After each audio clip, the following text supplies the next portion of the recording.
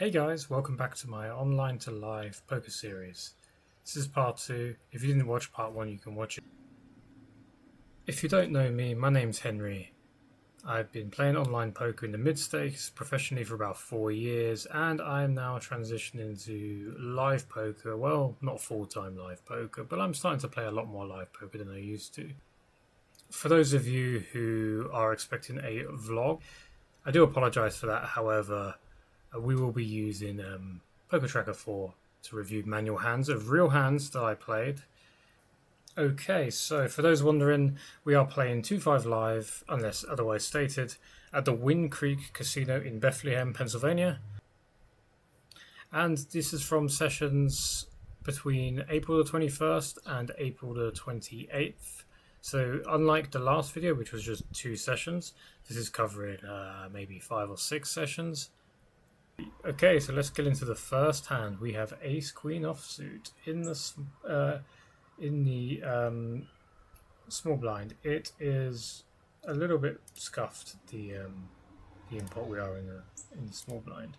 It goes call. So these are actually 4 ring tables. So there's probably about eight people on the table. It's just that we don't include every single person who isn't relevant. So it goes call. We have a whop job in the one of the players call in. I make it 40. Here's one of the things as I look at this.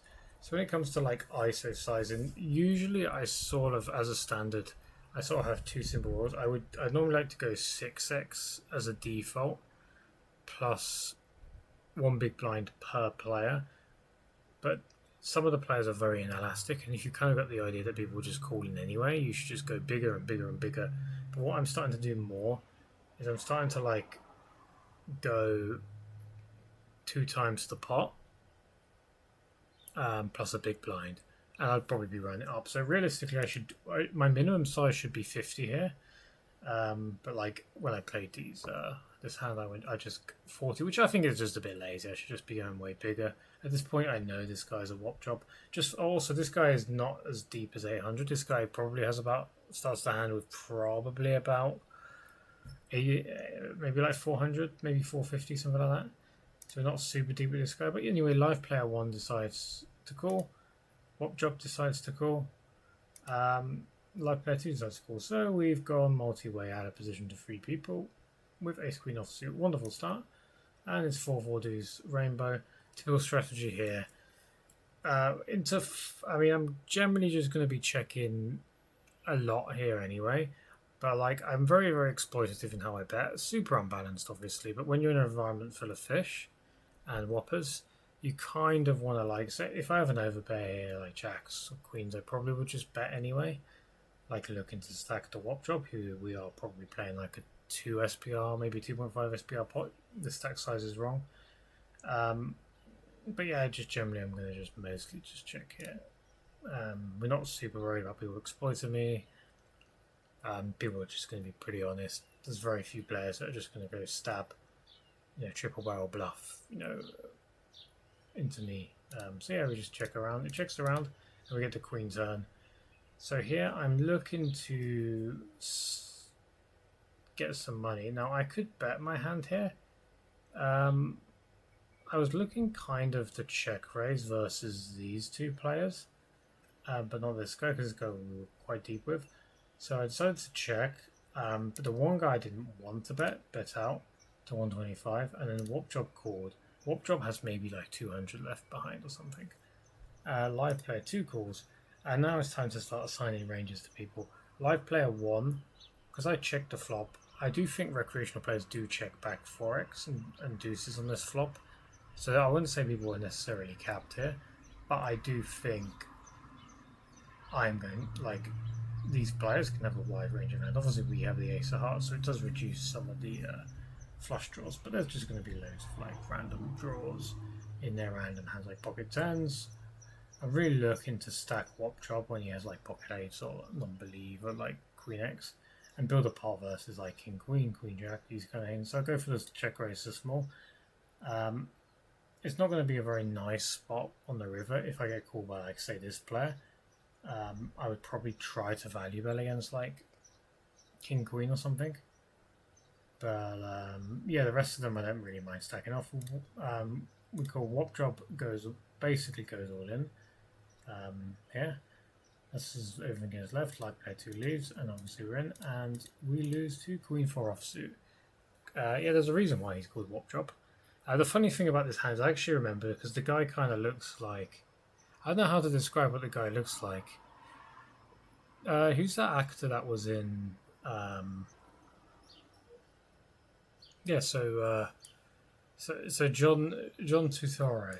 The guy kind of looks like John Turturro in the Big Lebowski. And when when I bet and when I've raised, the guy folded. He's like going, "Come on, come on, come on! Everybody cool, everybody cool, everybody raise, everybody raise." And at that point, I knew I was in trouble. I was like, "God, I'm dead." This guy just has he has a 4. Yeah. Needless to say, I was the only one who got stacked out. You tell me how you would have played that hand. Okay, so hand number 2. I just want to say again, we are actually in the cutoff in this hand, so we are in position. It just looks. But yeah, we get 3 limps. The blinds haven't played yet. We raise from basically the cutoff, but it's not really going to matter. The blinds fold and button folds, and we get called. Again, same thing. So what I'm learning to do here, typically, like I was talking about, like in position. So I typically like go 2x the pot. Probably add in like maybe $10 on when out of position, maybe, and sort of in position. I'd either go like 2x the pot exactly, or just under 2x the pot. So like 40 makes a bit more sense in position. You don't need to go as big. But like realistically, like these games, I probably should go like 50. But like then again, I do have kings, so I kind of don't mind being called by kings. But the thing is that happens in live poker is when the first player decides he wants to take a flop, everyone else is like, "Oh, I have pot odds," and they just call because they have pot odds, as if I'm ever gonna, pay them off. But yeah, anyway, we have 983 flush draw is the board, and it checks round to me as you would expect. I like the last hand. Again, I have a very kind of unbalanced strategy here, very high value threshold. Obviously they can have some very good hands, but they're also going to go very wide with like jack 10s, queen. Yeah, so I'm definitely going to look to value bet here. I'm going to value bet like mostly strong hands, and my bluffing range will be very, very high equity stuff. You shouldn't, in theory, have bluffing ranges that look like super high equity stuff. You should like mix it around, maybe have a few blockers in there, like random 8x hand, random ace 3, these sort of hands. But like sort of generally, I actually think ace 3 would be a good bluffing hand. But sort of generally, I would just focus on having super equity hands because I just, these players are just very like passive and stuff. You're also betting into 3 people, so yeah, I want a pretty good threshold of equity. So I bet, and we get 1 customer, and another customer. So we're complete brick. We have to put them on ranges. This one's quite interesting. Judging by the pre-flop action, so I just kind of went 250 looking to make sure that I'm always going to get called here by like 8x of spades. Although I do think that hand probably raises the flop a decent amount. And there's very few combos of that 8-7, possibly just maybe like a 8, maybe really lose 8-6, 10-8, but or like an 8-8. So there's very few combos of those hands. I think check raising is happening quite a lot here with sets, so I'm pretty happy with my hand. I want to value bet. They just seem like sort of face off, sort of live, wreckish, passive type of players. Definitely value betting, not checking. But because of the pre-flop action where we went call, I'm actually like not putting them too much on overpairs. Well, this guy probably could have overpairs more, but like it's way less likely they have overpairs based on how the hand went pre-flop. It's like 10s and jacks, just way less likely. But these would be hands that would always call this size, which I chose. But in hindsight, I'm thinking their range is probably just more like an 8-7, queen 10, jack 10, these sort of hands. maybe I just, pocket fives, pocket sevens, maybe I just size my hand a little bit to get value from those hands. But you don't really know how stationy people are. But yeah, I mean, they just snap folded, which made me think, maybe I should be bluffing here a little bit more than I should. But yeah, we do take the win, but I'm thinking if I was just betting a little bit too big there, what would you guys do? Would you bet bigger? Would you bet smaller? Let me know in the comments.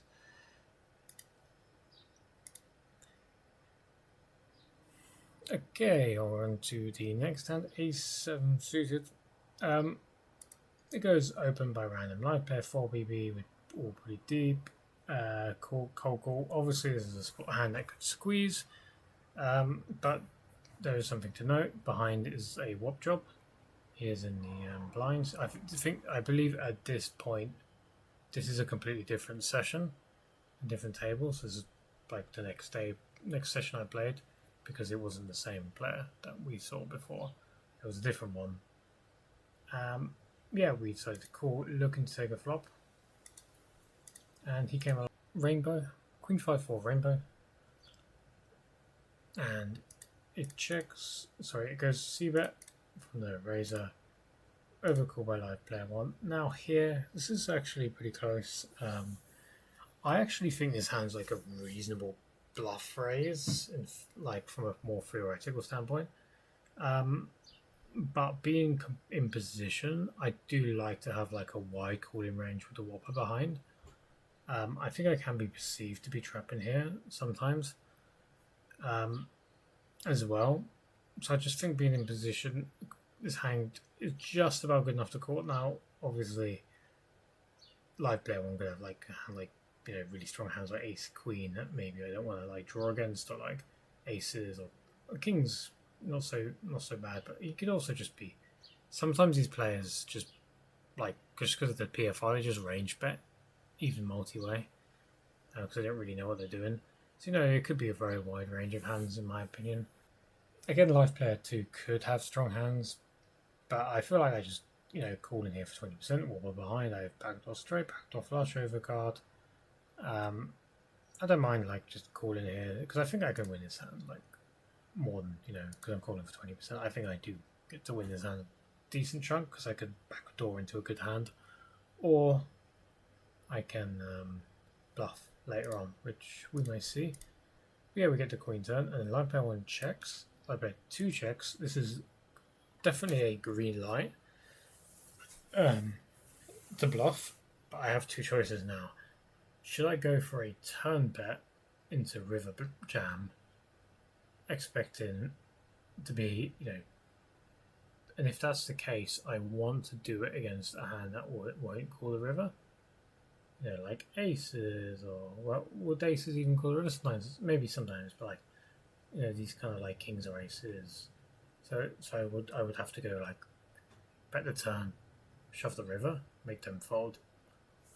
Quite risky. It's also a great spot to trap. I'm not sure if these players are smart enough to trap, especially live player 2, but this definitely would be a spot where I think I'd run into trouble against like really good players. So I have the choice to stab in here and doing that line, but my sort of more preferred line, even though I don't think I have that much showdown value, I have a tiny bit, but not that much. My sort of next preferred line is to just check and see what develops on the river, because I feel like if live player 1 bets small on the river, I might bluff raise as well. I have that in mind, so I decided to check back. We have the 8. So if this guy had 7-6, which is a possible hand they could have, it is nice to have some removal to it. Although I do think they also may have bluffed on the turn, so it's very unlikely that this is even a relevant blocker at this point. But yeah, we're just going to see what they do. They both double check, so basically they both have showdown value. Like, I'm not quite sure what sort of showdown value they have. It could be as strong as aces, it could be jacks, it could be like ace-5, something like that. But I decide, this is the green light. I could have 7-6. I could be perceived to have 7-6. I could be perceived to be slow playing a set. I could be perceived to have a queen, or even pocket 8. So it's time to pull trigger. Use a huge size in, or I say a relatively big size in. So I picked 350. It's big enough that I find with live sizes it's obviously a big bet, but I also like to sort of pick random sizes that like people don't want to like count out the chips for to call. But like they've just both snap folded, so that was a really good result for us. Yeah, you tell me what you think. Like, would you have bluffed the turn? Would you have called the flop? Would you have called pre-flop? I personally am happy with it, but you guys let me know. So yeah, we're on to a new session, so maybe the next day, and we have a straddle. So it's going to show as like the way this is posted is going to have like 5 dead money. This guy is a straddle. Anyway, a fish reg opens to 35.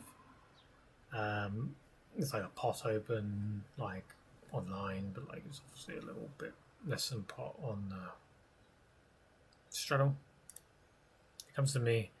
We've been it's sort of like I describe him as a fish wreck. Nobody's like behind me is like a notable like whale, like you see on some of the other tables. I actually don't mind flattening his hand versus like whale when there's whales behind. If there's just like random like passive fish, I'd rather just free bet the hand to build a pot. But this has a sort of hand that like wouldn't want to necessarily free bet in theory all the time. It would like want to mix flat. If I'm on the cutoff, I'd probably lean towards free bet or fold.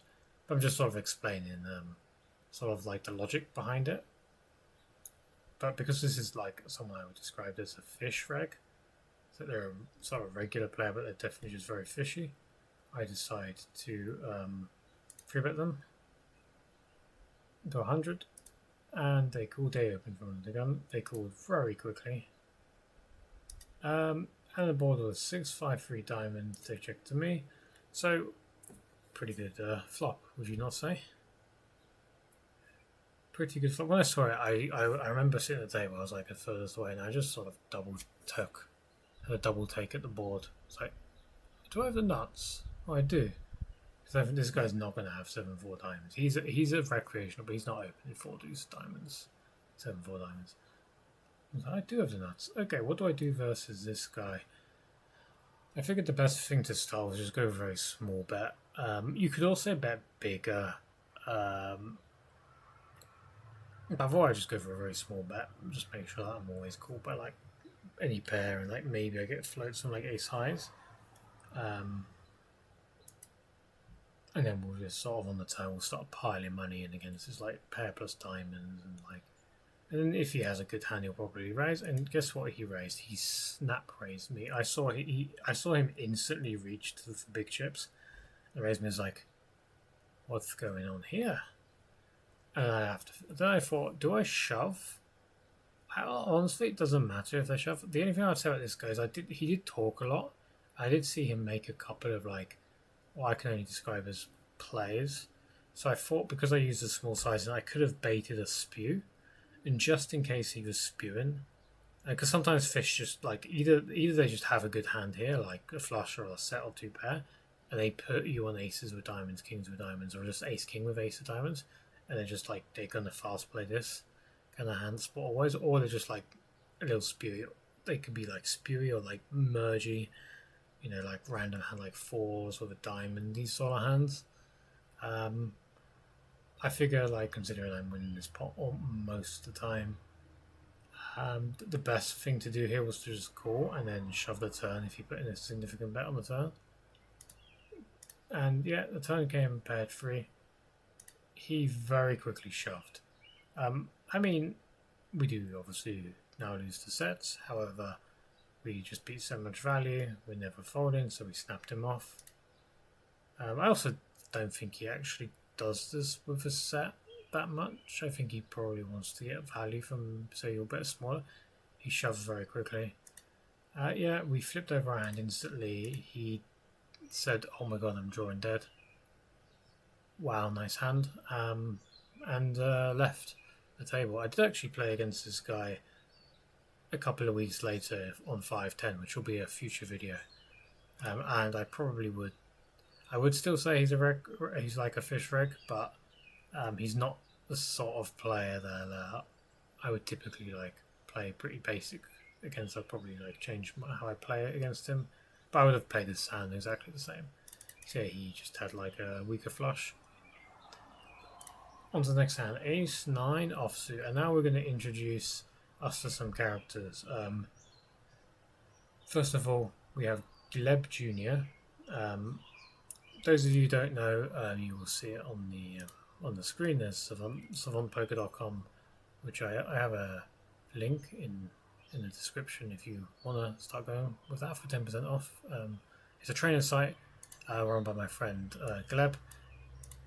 This is Gleb over here, the great player.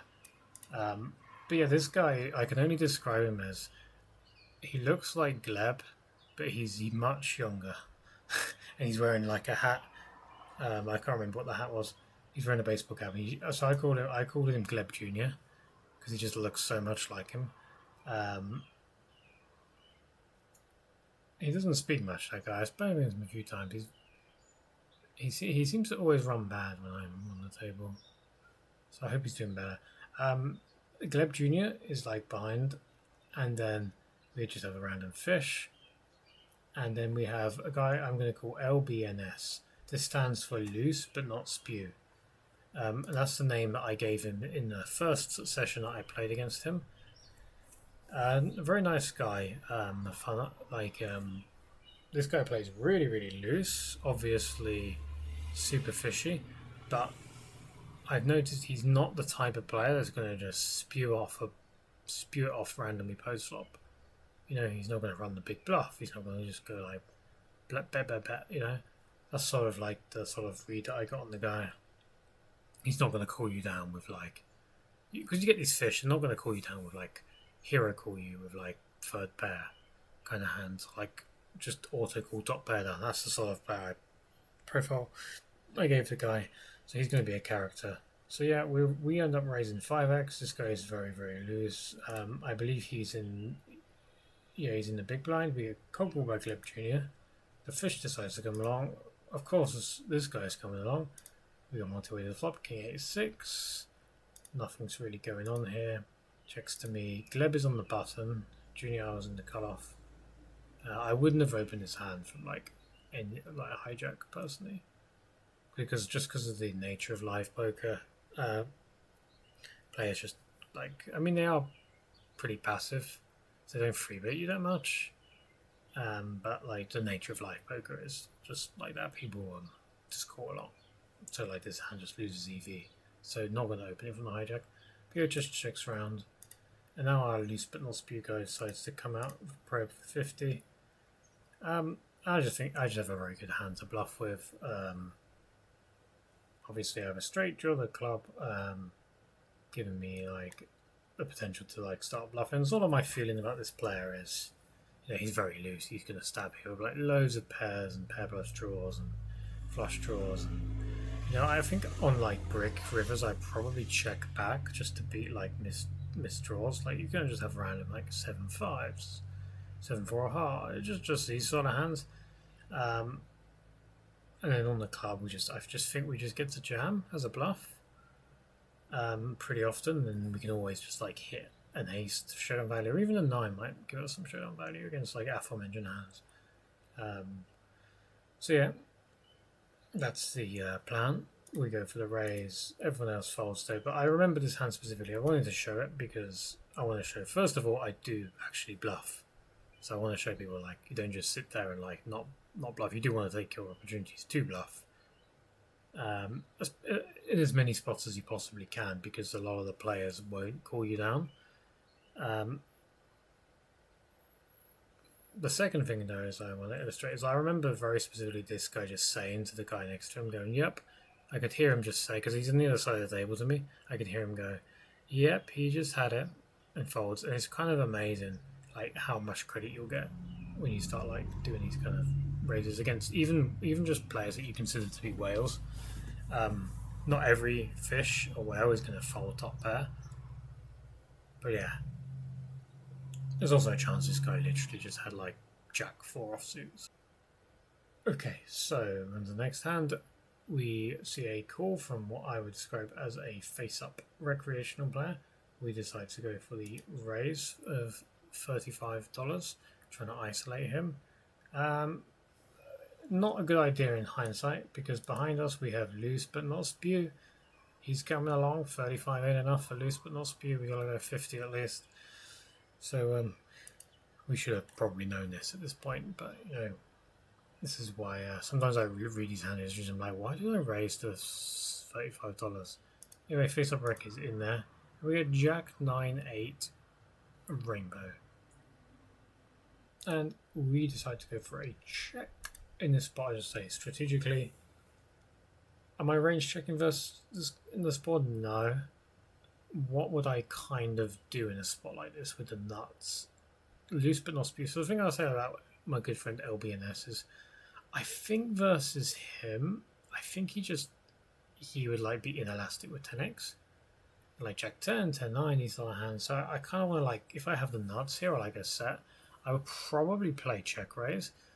But sort of generally I might also bet here like $40 or something with like sort of like a moderate like showdown value hand that can like, you know, like a queen jack that can like sort of deal with some aggression, or maybe even like a jack 8 sort of hand possibly, because like jack 8's not a hand I mean I would still happily stack it off, but like I'm not like super excited to stack it off because I'll be running into like jack 10 at best case scenario. So maybe I'd play like a jack 8, jack 9 kind of like that, or even just like an aces. I would just bet the flop, possibly a queens. Oh no, I would just sort of bet the flop small. But for most of the rest of my hand, I'm just checking. But yeah, we get just check arounds. Face up recreational goes for the old $75 Roonies. It's a bit debatable. My hand's pretty close at this point. I just think like when recreationals, who I perceive to be face up, they just sort of stab large in these spots. Their range is just, because this is a spot where he has so many equity draws, I just think we just get to call, and then on the river we kind of get to know what he has, because he's just not really going to fire the river that often as a bluff with misdraw, and if he is, if he's going to bluff, he's going to use a smaller size, and sort of like generally. So I just think we get to call. Yeah, LBNS decides to get out of the way, and then we get the 10 rivers. So this obviously completes. It doesn't change Queen 10, but it completes like some of his maybe like Ace Queen of Hearts because of bet the turn. These sort of hands. But because he's a face-up wreck, I expect him to always bet the river when he has a straight. But he checks, and I started to think, okay, so he's checked. So what's his range? What is his range? And that's a good question. So now I started to think he had something like he probably just hit a 10 on the river if he was bluffing with like Ace 10 or King 10 or something. Was one of my first thoughts, and my second thought was like, or he had a set like pocket 8s, pocket 4s, and so it's time for me to rep the straight. That was my feeling until I ended the bluff. I could check and I might beat something like Ace 5 of hearts, so I'm not against checking here, but I'm also just thinking about like what hands also, but just hand just makes sense to me to bluff. The only other sort of hands that I would bluff would be like Ace 8 of hearts, possibly would make some sense to bluff, but like then you're just like, you know, you're just removing the folds or some of the folds. But like to me, this makes sense to bluff with King 9. So I decided to bluff. I don't want to represent it straight like I'm really strong, because I think a face-up wreck will just fold if I pot it or overbet it here. So I bet 200. That may be a bit smaller than I should have done. In hindsight, I like just 250 here. But this size is fine. It kind of does look like I have a straight. I'm not sure I get a set to fold here, but you know, he does eventually make the fold after a short think about it. So we get that bluff through. But I do think that was a kind of interesting hand. A lot of the decisions were close. Into the next hand, we have 7-5 offsuit, a couple of premium. We get a few limps. The button is in the wrong position. We're in the I believe we are in the big blind, so the button is, so this is kind of gone the wrong way around, so we're going counterclockwise. Hand history, we get cold call from a small number, a guy I would describe as face-up old recreational player, so I call him face-up Orek. He's from, so maybe his name is actually Orek, I don't know. But yeah, we take a photo of him. Oh, look at this beautiful thing, and we get the chance here. I thought about donking, but I just think when people have a king, they just bet quite a lot. And these, like, when the spots are limped, the players, if people make top pair, they just always bet. And these are the hands we kind of want value from. We could donk and maybe we get like a bit of value from a 9. In fact, I actually like donking somewhat because you get more value from like 9s and stuff. Thinking about it, I kind of like donking like small so you can get the... And also the other thing I like about it is when people have like aces or just like king queen, they do actually raise the donk. If I were to donk like $5 or $10, so I actually like donk here in hindsight, thinking about it. But yeah, it just checks around, nothing happens, and then face up Orek bets 25 into 20. Now I know what you're thinking.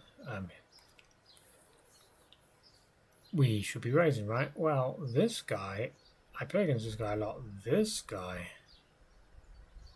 when he does this size, I'm pretty fucking scared. This guy's very tight.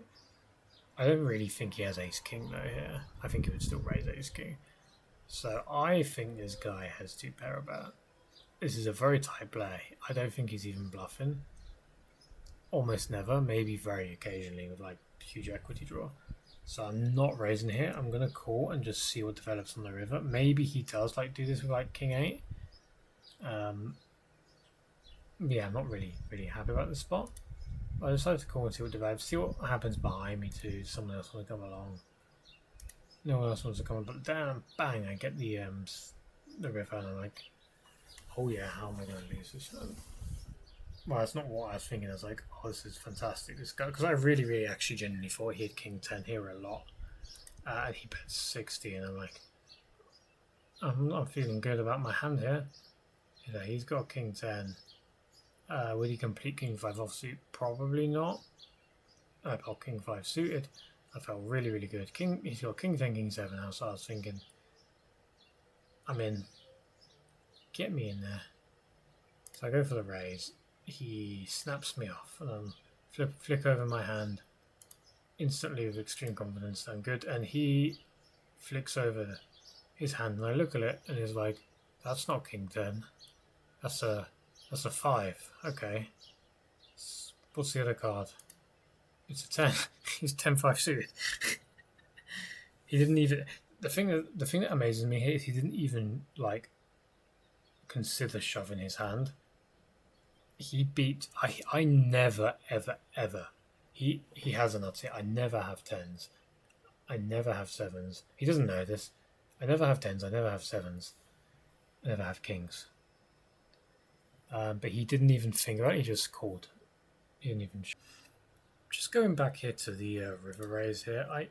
I'm thinking in hindsight. I did play. I have played against this guy like a few more times over the next few weeks.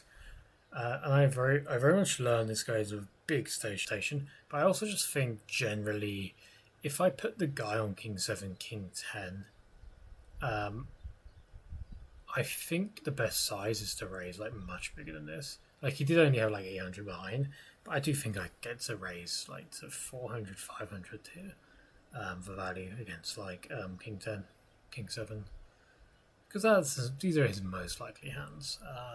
Yeah, once in a blue moon he has this like he has exactly like 10-5 suited, like the one combo of 10-5 suited that fucks me, or maybe he just has one combo of the 7s or something random like that. But like, or like king 5 offsuit just random. But like for the most part, he just has king 10 or king 7 in this spot, and yeah, I just think I missed value. Like when he would have had a value hand, I would have missed value. I managed to sort of save money in this spot by going so small, but I think it's like a mistake to pick this size, and I think I should have just gone bigger. Also, this player's just not going to free bet bluff jam the river, so I just get to fold to a raise. So I don't want to shove, but I do want to raise bigger. Is sort of my general point here. But yeah, we managed to accidentally navigate ourselves out of this spot. So now we come on to Ace 5 of clubs. This is from a new session. and we get a raise from a guy I would describe as someone who seems passive. We played this table for like maybe an hour or two. There's actually been quite a lot of action on this table. the guy on my, I've been probably playing like an hour. The guy on my left was like one of the most, was like this old whale that was playing like massively loose, bluffing all the time, buying in like deep. He just seemed like, and he was like proper drunk. This guy, he was like he's like 10 beers in. He was like slurring his words. He was moving around like this. At one point, he spilled his drink in a dispute with the dealer. He spilled his drink, but like that was kind of like the action. I got nothing against that guy, but then this is probably one of the best hands I picked. A guy who'd also been quite tight, who I call seems passive, opens 5EB. He does seem like a recreational player. He's an older gentleman. So I decided I will just free bet him, decided not to. I want to take a flop. Instead of using like the lazy 3x sizing, I think obviously like a passive player, I'm just happy to do this. He's gone 5B. He 4-bets me to 200. So you gotta remember, like, because we're deep, this is like effectively a 40 big blind 4-bet. I actually think at this point I should just fold if I think the guy's really, really passive. It's just, but I just look at his size. I just think I just have a really good price. Like, okay, he probably just has aces or kings quite a lot here, but I have a decentish price. And the size just felt a bit weird for like live poker, because it was like, it almost felt correct. I don't know how to describe it, because when you open 5 big blinds, somebody free bets you to 17. You 4-bet into like 40. Kind of makes sense to me. So it just felt like the size just seemed like, and I was like, is this guy just like better than I thought? Or is this what? So because the size sort of felt correct, so I decided not to fold my hand. I know it's a weird thing to say. I think I'm the most, but I also get to take a pop and just get ace 94, and he bets 175. Now this size is a bit weird. It didn't make much sense to me. I'm not going to fold the flop with an ace in position. I'm going to kind of evaluate the turn, but it just felt weird to me. Like it didn't make much sense. Like I feel like if he was like a rake, he would have just shoved 150, 125 out there, but he shoved 175, which was also very deliberate and quick. I decided to call, get the 9 turn, and then he shoves. Now in game, I actually didn't think about it too hard. I just thought his 4-bet bluffs are going to be just like, you know, ace queen or ace jack suited. That's what they're supposed to be. Maybe the live players don't do that,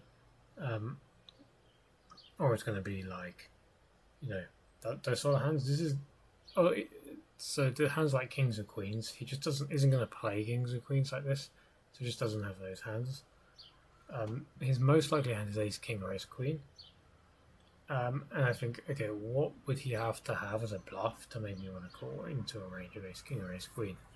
And you're looking at things like king jack suited. So these are like the sort of normal-ish 4-bet bluffs that aren't, you know, ace high. Or like a king jack suited, king queen suited. I was like, okay, he's king jack of diamonds, king queen of diamonds, or he just has ace king, or is he just going for a play? These are kind of the things that could. But yeah, when I consider like using Equilab is very useful in spot this. If you grab the board up in Equilab, right, you can see here on the screen I have 5% equity versus the range I think it is. So like when we have to start adding bluffs, he's got to have to start like having quite a few for me to even consider calling this. And I kind of thought these were like the only realistic hands he would have. Even with these hands as bluffs, we just don't get to call. So like, for my money, he'd have to have like some gigapunts, or just like he just doesn't have ace queen ever. If he doesn't have ace queen ever, it's a little bit closer. And then it's just like, okay, let's just start making him like, let's make him gigapunt every king queen as a combo. It's like, now we can start to call. It's like, I just thought it was very unlikely this guy was just going to randomly jam the turn with just like king queen of hearts. You know, it wouldn't have been a bad bluff. I just thought it seems unlikely to me, so I decided to let my hand go, and I folded. And then thankfully, this guy seems to have some kind of ego on him, because he decided to flip over his hand and tell me that he went for Jack 10 suited for the absolute turbo punt. Possibly one of the, if you're going to bluff, this is possibly one of the worst hands you could ever pick to bluff with. Yeah, because he probably just wants me to have like ace jack suited, like tens and jacks, and these kind of hands. But I thought, wow, that's an okay. So I made a mental note about the Giga punt, and yeah, I now know that this guy is capable of doing stuff like that. And we move on to the next hand. I don't. If taking a hand back, I would have played it differently. Knowing what I know now, of course, I would have called. However, I don't think I played it wrong. I think I played it fine. Like, that's just sort of the way. The only thing I could have done was fold pre. But that's one of the beauties of. But that is the beauty of live poker. There's just so many random variables. Sometimes you see people like call down. You're like, oh, that guy, why are you calling down? He's never bluffing there. But like, sometimes you just see stuff like this. Someone just gets bored and just goes for it. Anyway, we're on to a new session. That was the only hand. That was a session. It was like a losing session, if I remember. That was like one of the only hands that I recorded that I thought was significant, which goes to show you how like hard dead I was in that session. But yeah, we're into a new session. We have King 10 of Hearts. We have 5 hands on the button, and we have the return of LBNS, loose but not spew. But at this point, he's got 550 in front of him, and we're not going to call him loose but not spew anymore. His name with him behind, I just decided to call. Like, my hands like could mix between both options. Possibly versus like live passive players. When they 4-bet, this probably wouldn't want to call 4-bet. There's a big like loose whale behind me. Yeah, I think I'm gonna call her. And he goes for the squeeze. He's only got 500, so he goes for the 20 big blind squeeze off a stack of 100 big blinds. Live play 2 calls, and I decided I'm going to take a flop here in position, but I'm going to super loose player. This guy's going to be very, very loose here. He's going to squeeze pretty loose.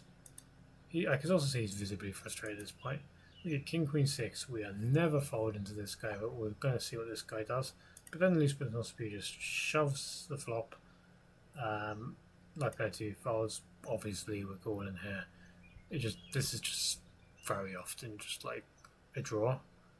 And if it is a king, it's just not very often like a super strong king. I think I'm more likely to. I think I'd be against like a better hand, like 1 in 5 times here. Like, I'm just not expecting to see a good hand here that often. Cool. He doesn't show. It runs out clean. It says 6 of clubs river. I actually told ChatGPT to just put a random river on, and it put the 6 of clubs. It wasn't a 6 of clubs river, because I don't remember what the river was. I don't remember what the run out was. But it wasn't the 6 of clubs river, because he said he had missed clubs. And I scooped the pot. I think it was actually like a queen of hearts on the river, thinking about it. If I remember. I scooped the pot. And our good friend decides to rebuy. This is a start of a really big losing session for this guy. And we move on to the next hand. LBNS is behind us. His name is now loose but now spew, because he's now very, very spewy in this session, whereas before he wasn't. And we get there's a straddle on, loose but not now spew is straddled. There's a 5x open from a guy I described as Old Man Braves. This is because he has an Atlanta Braves baseball cap on. He is a old, like, looking man. He kind of looks like Harold Shipman. Maybe I should have called him Harold Shipman. Should I put that in the video? If you want to know what Harold Shipman looks like, who that is, Americans watching, Google Harold Shipman. But he kind of looks like Harold Shipman with Atlanta Braves. Very quiet guy. Wasn't playing many hands. He opened. Obviously, I'm free betting. Loose but now spew decides. I'm gonna call this. And Old Man Braves very quickly shoves all in. This guy's folded, by the way, and this was like one of the most annoying spots the whole like time I've been here. I had to sit there and think about it for at least a minute. Maybe I was probably thinking about it for about a minute, maybe 90 seconds. But sort of my thought process was Old Man Braves, who's barely played a hand, quickly opens to 5 big blinds, very quickly shoves versus the cold call. He doesn't even think about it. And I was just trying to decide, is this guy gonna shove ace king for like this many bigs? Because he just doesn't seem like the type that does that. I think he would have just called it ace king, queens, jacks. I just didn't think he was capable of having a bluffing range in this spot. And the bluffing range here would just be like a random ace king, or like maybe just like a random ace 5 suited, something like that. I don't know. Possibly. That would be like, if you were going to have a shoving range here, that would be the sort of hand you'd want to shove. I just thought, man, I just thought these players are. He's probably not going to want to have like a 5-bet range where he goes $500. That would have put me in a really tough spot. I thought, okay, this guy's probably just shoving aces only, and like calling everything else, and he's not going to like have this like random 5-bet bluff range, or like 4-bet bluff jam range, or like he's just not going to be good enough, or like he's just going to be way too passive. So I laid down the kings. Some might say this is an easy fold. It's not often you want to fold kings pre, but I just think like 300 big blinds deep, someone just random, guy just shoves very quickly. I just don't think this person is.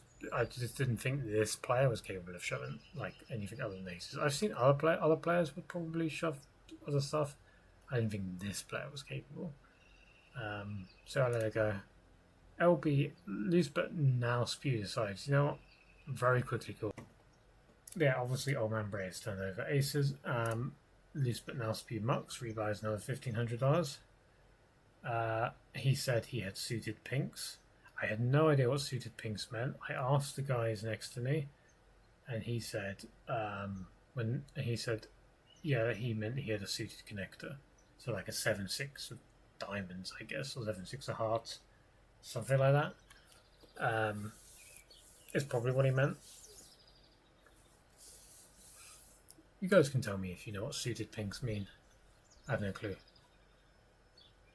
Unlucky, we get a really good spot with kings. We run into aces, but we managed to, thanks to that guy playing like his strategy the way he played it, we managed to like lose the minimum, which is a very big result. Okay, so we're on to the next hand. We have 7s under the gun. There's a straddle on. You just have to ignore the stacks. It doesn't really matter though. And the straddle wasn't really relevant in his hand. We opened to $35. The good thing about the straddle is you sort of get to play about 100 big blinds, because like the way people think about money in these games is they just see the money. They don't think about like effectively pot odds or like big blind, how deep they are. So like you can actually get to open a bit smaller in straddle bots. I mean, you can still open like 5x, but I thought like this size was like good enough for this game. I think at this point this was either a new session or like loose but not spewers not on the table. Loose but now spew. There we got free bet by a guy who was called a Trine Recreational or a T-Rex. This is a term used by Hungry Horse Poker, aka Mark Goon. Incidentally, this is a guy called Warren, my new pal from the Wind Creek. Nice guy. Had lots of fun talking to him. Maybe he's watching the video. Shout out to Warren. He told me this guy was a Trine Rec, also known as a T-Rex. So that means that they're like not punting basically. But he free bets me to 105.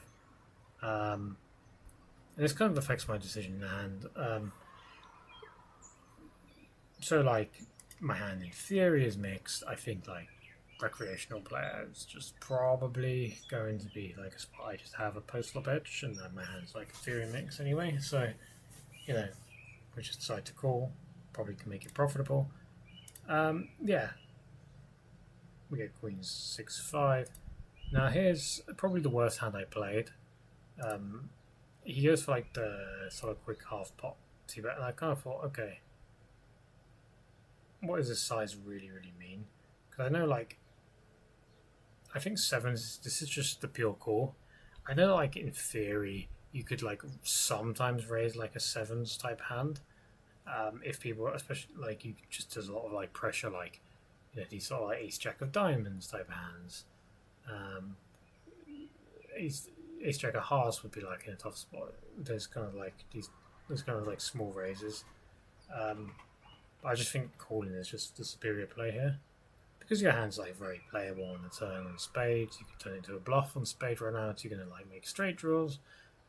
They're gonna check the turn a lot, these kind of recreationals, and just give up a lot of ace highs. But for some reason in my brain I just thought this player was like probably a better player than I could give him credit for being. And I do think my hand just probably shouldn't even like raise that much in theory, if at all, against a half c-bet. Probably is just a pure call. Maybe it's just a low frequency raise, but I just felt like raising. Maybe it was just because I was card dead for like 4 or 5 hours at this point. But yeah, I just felt like raising, and he snapped called me, and then we get the 4. And now I'm thinking on the turn here. I was like, at this point I kind of realized I'd made a mistake on the flop. I was thinking, how do I salvage this? I could bet the turn, and do I get him off of a hand like jacks or tens? The thing I don't like recreationals is if you have these like double flush draw boards. So I think I would want to play lots and lots of shoves here. And so yeah, being against a recreational on these double flush draw boards, I was thinking, do I want to shove? Do I want to exploitatively bet smaller? I'm going to risk being shoved on a lot when he has a hand, not realizing my equity. I think shoving here is an interesting play. More just like we don't get bluffed by like, I think we do actually, like maybe we call by like a random like ace king of spades or hearts or something. Possibly it might have called the flop, but like I think ace king of hearts would have thought about it on the flop. So I was thinking about like shoving, but like the real question for shoving is, do we get jacks or tens to fold? I wasn't sure on double flush if I did get those to fold. Like, am I just gonna be given? Are they just gonna think that I have a flush? I think you sometimes get them to fold. I just didn't think, if we're shoving for like just over pot, we kind of need them to fold at 55-60%. I just thought like between all of like ace queens and king queens, he probably calls, and then just like aces and obviously queens, possibly a random hand like 6-5 suited. Aces. I just don't think like we're gonna get the folds here that we need to get. So I think shoving. So I decided checking was the best option here. Obviously, the flop was a check, but he goes for like something around 375, 400 if I recall. In fact, it was 375. Pretty good price to like draw. I wasn't feeling good about it because it wasn't going to leave much behind on the river. But I didn't really think the guy was like bluffing at this point. So I decided I'm just going to draw and donk if I make a straight. I also considered like if I make this spades, I was thinking of donking on spades too, but yeah, I guess you can see I didn't. I think donking on spades. Yeah, no, I thought about donking on spades. I remember I thought, should I donk on this? But then I thought, there's just so lit. The pot is so huge. I just don't think this guy's gonna fold. But considering that my plan is to check fold anyway, I actually think donking here is better play than checking. Because we're only going to end up donking 600, 700 into 1600, and we don't need a lot of fold equity for that to be profitable. Whilst I don't think he's going to fold a huge amount, I do think there's a chance that he will like hero fold a hand like maybe like aces with no spade, or like ace queen. Maybe this sort of hand he might hero fold. So I do think donking is like a play, but I think at the time I was so flustered by my flop mistake, I decided it wasn't worth pulling the trigger. But like in hindsight, since I arrived out, I just check folded. He shoved very quickly. He never showed, never really got to know. No, he was kind of saying he had queens. Yeah, that was by far the worst hand that I played. The whole week that I played. It's just trying too hard. Also, I will just say the only bluff realistically on this river is probably Ace King with the Ace of Spades. So like, there's just no bluff catching here, in my opinion. There's just no bluff catching, and just not that long after I played that sevens hand, I had probably like 500 left, 550 left. What I tend to do is when I lose a significant spot pot, is I will rebuy, but it will take me a couple of like hands to like sort myself like get the money going, basically get the money out onto the table. So within the very next hand, I picked up jacks, and somebody opened, and I free bet, and he shoved, and I called. And I ran it Ace King versus jacks on the straddle bot. Wasn't my straddle, and I lost. So I got stacked. So I had to rebuy. I rebought for like $1,000. Won a few small pots. Just like free betting pre, c betting the flop, those kind of things. Opening, c betting, just these sort of things. Delay c betting. And yeah, this is the final hand of the session, and I would describe this as what I would describe it. I would describe this as the session saver. This stops me from having like a disaster because I'm like down a lot at this point. We get a fish open on the gun. We are trying recreational bear call. Folds to me. I'm on the button. Calls. We're on the button. I think squeezing here is an option. I do think squeezing has merits. For example, you could like take down the pot now. You could get heads up against like T-Rex or the fish, and possibly, and that's going to be a very profitable spot for you. And you could even like see bet an ace high board and like make them fold like jacks or nines or tens or something. But I went for the cold call. I mean, the two blinds that were behind me, which is out of order. It's this guy and this guy. They were just very passive, straightforward. They weren't aggressive. I wasn't going to get squeezed very much here. In my view, so I just went for the cold call instead. And then, lo and behold, they got squeezed, which I think is quite funny. The fish decides to call. T-Rex decides to call, and I'm just like, well, I'm on the button. 110 to win, 415 plus 110, 21% equity. I'm on the button. Sevens is like, I have the opportunity to like win. Obviously, I'm set mining, but like I can like win in other ways. Like a straight comes on the board, or I could bluff in certain lines. So I think I just win this pot enough, and there's also just fish, so there's implied odds. So yeah, we just call and we get the 9, 7, 6. I remember like calling and being like, thinking to myself, thinking to the dealer whose name was Rob. I was thinking, Rob, put a set out there for me, Rob. Shout out to Rob for putting the set out. So the original raiser, it checks. Fish decides to check, and T-Rex decides to bet 170. And now here we have two choices between raise and call. So I do this thing. A lot of people would raise here for value / protection. I do think like the thing about these spots like this is like, okay, you can get it in versus ace-x, especially like combo draws, flush draws, not flush draws especially. Combo draws, just these sort of hands. Maybe these guys are behind like jacks or tens. Possibly. You're probably not going to fold at least tens. But I do think there's like, in a spot like this, I think there's people just like a little too scared, because if you shove, a lot of those hands are going to call anyway when you go all in, and by calling you give yourself the option to pot control and keep the pot the size you want to keep it, and that might mean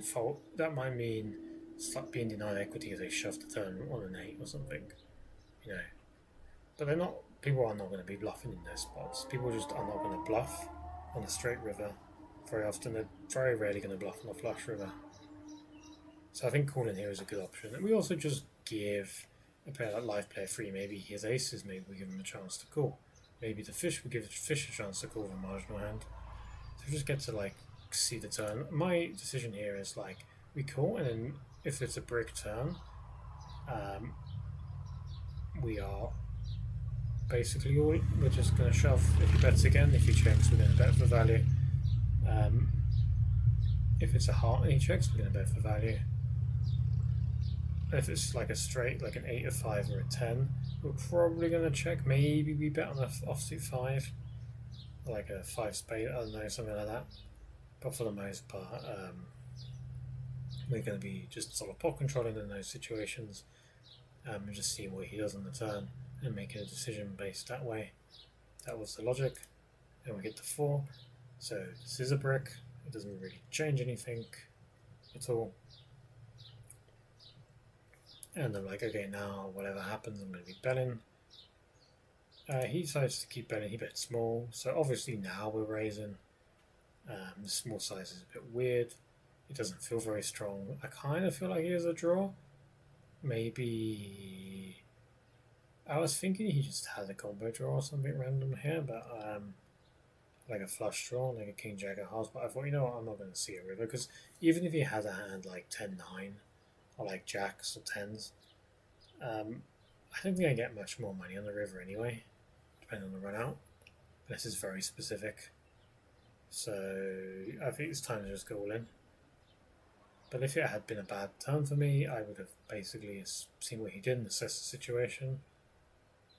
So yeah, we shove, and this is a very surprising part of the hand, in my opinion. He's just like, he doesn't snap call me, so like, okay, so I'm good here. And he's just like, he looks very frustrated. It's like, oh my god, he looks very frustrated, and then just like, then he flicks in the call. And I'm like, okay. Then we get the queen, and I'm like, okay, well, I'm probably good here still. So I've tabled my hand, and no, sorry, he tables 8s on the turn. He tables 8s, and I'm just like, wow, why would you play 8s like this? It just doesn't make sense to me. Like, I understand. Like, are you trying to make me fold jacks? Like, I'm just very confused why you would play 8s this way. You're trying to get value from like a flush draw. I'm just, can anyone tell me? I don't know. I don't really think this is a good play at all by him, and he's ended up like losing like a huge pot to me, based on how he played his hands. That's a personal opinion anyway. Anyway, that was the final hand of the session. I would have described that as a session saver. You can see that we had at that point been on a bit of a losing streak, and we were, I believe once we got stacked with jacks versus ace king, we were down like nearly 2k at this point. But we won a couple of pots and brought it back, and we ended up like up just under $185 after that last session, and that brings the total results, which I keep recording on my spreadsheet here, to 4,675. We've played about 33 hours, $142 per hour, $142 per hour.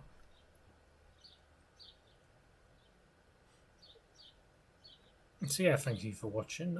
Tune in for the next episode where I'll be continuing the grind, and I'll have a very interesting spot with the dealer and another player.